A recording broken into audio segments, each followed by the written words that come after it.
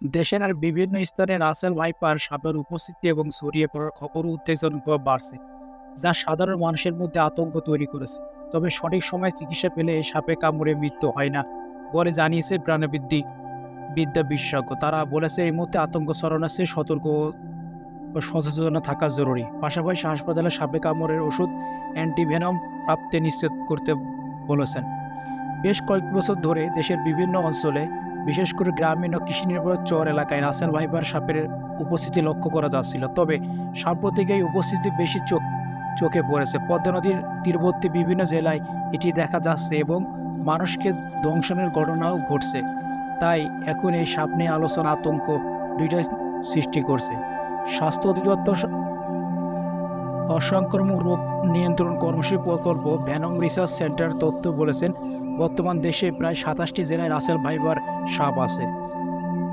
জানা গেছে অধিক প্রজনন ক্ষমতা সম্পন্ন এই সাপ ডিম না দিয়ে একসঙ্গে ২০ থেকে ৮০টি পর্যন্ত জীবন্ত বাচ্চা প্রসব করতে পারে। ফলে খুব সহজেই এসব বাচ্চা বন্যার পানিতে সঙ্গে ছড়িয়ে পড়েছে।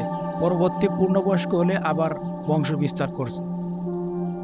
দেশের চরাঞ্চল এবং নদীর তীরবর্তী লোকালয়ে রাসেল ভাইপার উপদ্রব্য বৃদ্ধির চিন্তার বিষয় হয়ে দাঁড়িয়েছে। মানুষের দৈনন্দিন জীবন, কৃষির উপর নেতিবাচক প্রভাব ফেলছে রাসেল ভাইপার আতঙ্ক। এদিকে সামাজিক যোগাযোগের মাধ্যমে রাসেল ভাইপার নিয়ে নানা গুজব ছড়ানো হচ্ছে। রাসেল ভাইপার কামড়ালে মৃত্যু নিশ্চিত বলে প্রচার করা হচ্ছে। ফলে এ নিয়ে আতঙ্ক দিন দিন বাড়ছে। কিন্তু চিকিৎসক এবং প্রাণীবিদ্যা বিশেষজ্ঞ বলেছেন, তাৎক্ষণিক চিকিৎসা নিশ্চিত করা গেলে দেশের প্রচলিত অ্যান্টিভেনামের মাধ্যমে আক্রমণকে সুস্থ করা সম্ভব। তবে সতর্কতার বিকল্প নেই। তাই এই বিষয়ে দেশের সব অঞ্চলে সচেতনতা বাড়াতে হবে।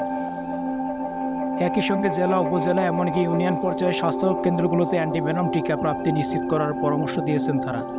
বিষধর রাসেল ভাইপার সাপ বাংলাদেশ চন্দ্রবড়া এবং উলুপোড়া নামে বেশ পরিচিত। অনেকেই বলেন রাসেল ভাইপার সাপ ভারত থেকে বেশি বাংলাদেশে এসেছে। এটি মাঝখানে বিলুপ্ত হয়ে গিয়েছিল, যা দারুণ তাকে রাখা হয়েছিল জাদুঘরে। তবে এরকম কথার তেমন ভিত্তি খুঁজে পাওয়া যায় না। ভারতীয় উপমহাদেশ তথা বাংলাদেশে হচ্ছে সাপের আদি স্থান।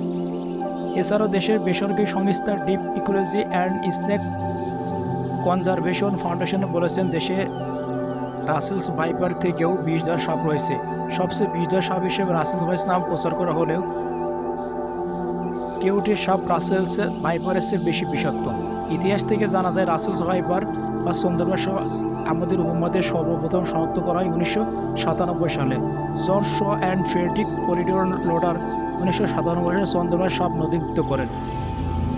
এর আগে ১৭৭৬ সালে বিখ্যাত পলিটিক্স রাসেল তার বইয়ের ভারতীয় সাপদের বিষয়ে পরিচিত নিয়ে চন্দ্রবড়া সাপের পরিচয় নথিভুক্ত করেছিল, যার জন্য পরবর্তী সময় তার নামের সমালোচনা চন্দ্রবড়া সাপের নামকরণ রাসেল ভাইপার করা হয়।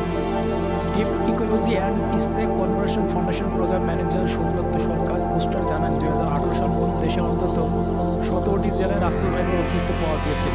এর মধ্যে সমগ্র অঞ্চল, করা এবং পদ্মা নদীর তীরবর্তী অঞ্চলে বেশি অবস্থান ছিল রাসেলস ভাইপার।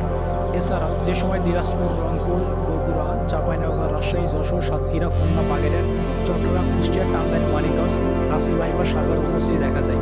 সাম্প্রতিক সময় এর আওতা আরও বেড়েছে। প্রাপ্ত তথ্য অনুযায়ী বর্তমানে পাবনা, চাঁপাইনবাবগঞ্জ, শরীয়তপুর, ঝিনাইদহ, রংপুর, নওগাঁ, মাদারীপুর, সাতক্ষীরা, রাজবাড়ী, ঢাকা, মানিকগঞ্জ, রাজশাহী, ভোলা, মুন্সিগঞ্জ, দিনাজপুর, নাটোর, চুয়াডাঙ্গা, পটুয়াখালী, নোয়াখালী ও চট্টগ্রাম বিভিন্ন জায়গায় রাসেলস ভাইপারের উপস্থিতি দেখা যাচ্ছে।